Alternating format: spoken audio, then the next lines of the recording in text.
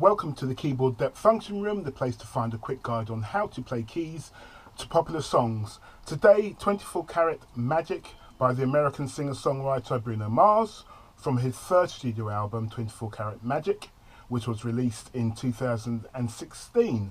The song was written by Bruno Mars, Philip Lawrence and Christopher Bobby Brown. The production team on the recording was Shampoo, Press and Curl, who were Bruno Mars's regular production team, together with The Stereotypes. Now for this tutorial I will focus on how to quickly work out some parts for a small function band scenario and using just the one keyboard. The two main keyboard parts I'm going to leave out are the vocoder intro, which perhaps the vocalists can do, and the reverse pads that you hear in the verse and the chorus sections.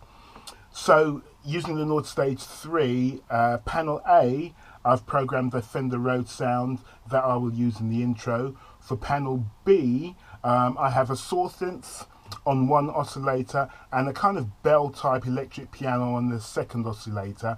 I'm using a control pedal, the kind of wah-wah style control pedal, to vary and mix between the two oscillators to create the necessary dynamic during the song.